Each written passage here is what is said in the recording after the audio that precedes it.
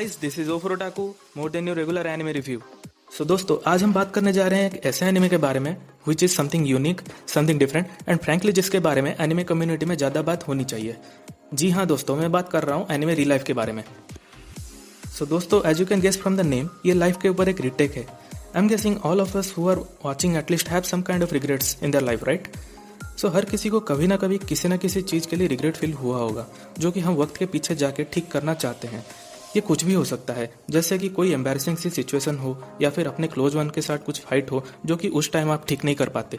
तो हम सब कुछ ना कुछ चेंज करना चाहते हैं अपनी लाइफ में। So imagine you could do that. सोचिए दोस्तों, आपको अगर लाइफ में कुछ साल पीछे भेज दिया जाएगा और आपको फिर से एक चांस मिलता है अपनी लाइफ जीने के लिए। तो दोस्तों, आपको अगर ऐसा मौका मिलेगा तो आप लोग क्या करोगे? क्या आप वही मिस्टेक्स करोगे जिसके लिए आप रिग्रेट फील कर रहे थे, या फिर कुछ उससे आगे बढ़ के नया कुछ ट्राई करोगे? Sounds impossible, doesn't it? So ये बेसिकली एक ड्रीम है जो कि हर एडल्ट अपने जिंदगी में कभी ना कभी सोचा होगा। अभी वो सिचुएशन को लेकर मिक्स कर दो एक typical Japanese high school setting के साथ। बस दोस्तों, ये सोचिए कि आपको अपनी लाइफ में दूसरा मौका मिलेगा, लेकिन बस हाई स्कूल लाइफ में। So what ever you get after that is री लाइफ। और रियली दोस्तों, मैं मजाक नहीं कर रहा हूँ, एंड ये कोई चीकी टाइम ट्रेवलिंग शो नहीं है।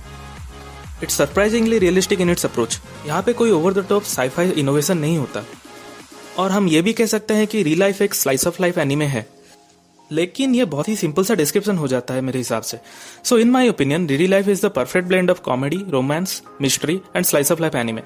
रीटेक ऑन लाइफ सेटिंग के अलावा इस एनिमे का one of the strongest points मेरे हिसाब से इसका प्रोटैगनिस्ट है, काइजाकी आराता, एक 28 साल का पार्ट टाइमर जो अपनी पोस्ट ग्रेजुएट कंप्लीट कर चुका होता है। करेंटली वो एक कन्वीनियंस स्टोर में काम करता है और उसके पेरेंट के पैसे से जीता है। वो बहुत ही ज्यादा डिमोटिवेटेड है एंड उसका सोशल स्किल एकदम ही कम है।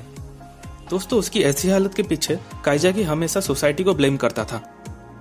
यहाँ उसके लाइफ में एक टर्निंग पॉइंट आता है जब उसको फिर से हाई स्कूल में जाने का मौका मिलता है। लेकिन यहाँ सबसे इम्पोर्टेंट सवाल आता है कि कैसे का जवाब आपको एनिमे देखने पर पता लगेगा। इस शो में बहुत ही इंटरेस्टिंग एंड जेनेरिक कैरेक्टर्स है, जैसे कि काइरू, जो कि जापानीज में आप सुंदरे कह सकते हैं, हिसिरो, वो ग्रेट टॉपर जिसके कोई फ्रेंड्स नहीं होते, ओनोया, जो कि खुद ही एक बहुत बड़ी मिस्ट्री है, रियो, जो कि एक सैडिस्ट पर्सन है, एंड फाइनली ओगा, जो कि एक लाइकेबल 16 साल का लड़का है लेकिन उसका दिमाग 8 साल जैसा है। ये सभी कैरेक्टर टाइप्स को हमने पहले भी बहुत सारे एनिमे में देखा होगा, but the different thing in real life is their interactions with each other. और बाकी बच गया अपना प्रोटैगनिस्ट, एक नॉर्मल 28 साल का आदमी जो कि 16 साल के टीनेजर के साथ हाई स्कूल जा रहा है। जस्ट इमेजिन कि ये सोचने में इतना फनी लग रहा है तो एक्चुअल में कितना फनी होगा। ये एनिमे में आपको बहुत मज़ेदार सिचुएशंस मिलेंगे, लेकिन इसके अलावा इसके अंदर बहुत ही इंटेंस इमोशनल मोमेंट्स है जो कि आपको देखने पर ही पता लगेगा। मोमेंट्स जो कि आपको अपने फेवरेट कैरेक्टर को सपोर्ट करने को मजबूर कर देगा। जस्ट ऐसा ही बहुत सारे छोटे छोटे मोमेंट्स है जहाँ पे आपको गेस करना पड़ता है कि एक्चुअल में हुआ क्या है।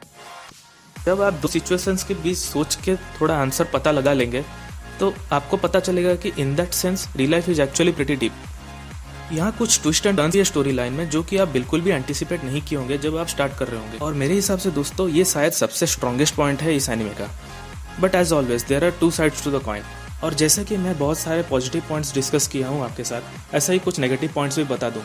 मुझे सबसे बड़ा डिसअपॉइंटमेंट ये लगा कि जब मैंने सीजन 1 ख़त्म किया था तब मैंने सीजन 2 के बारे में इंटरनेट में सर्च किया और देखा कि कोई भी इन्फॉर्मेशन या फिर कोई भी न्यूज़ नहीं है इसके बारे में। और क्रिएटर्स डायरेक्टली हमें चाहते हैं कि हम मांगा जाके पढ़ें। और दूसरा पॉइंट मैं आपको बता देना चाहता हूँ कि इस एनिमे में कुछ ऐसे कैरेक्टर्स भी है जो आपको पसंद आ भी सकते हैं या नहीं भी आ सकते हैं। So it depends upon your opinion. That's it दोस्तों, यही है रियल लाइफ, जो कि थोड़ा सीरियस है, थोड़ा फनी भी है, एंड थोड़ा सोचने वाली बात है कि यह सब चीज़ कैसे हो रहा है। मैं अपना बेस्ट दिया हूँ कि कोई भी स्पॉयलर्स ना दूं, and these are my thoughts on the anime. मैं चाहता हूँ कि आप लोग भी अपना थॉट्स शेयर करें कमेंट सेक्शन में, and please like, share and subscribe. मैं मिलूंगा आपसे अगली बार एक नया इंटरेस्टिंग एनिमे के साथ। तब तक के लिए दिस इज ओफर ओटाकू साइनिंग ऑफ।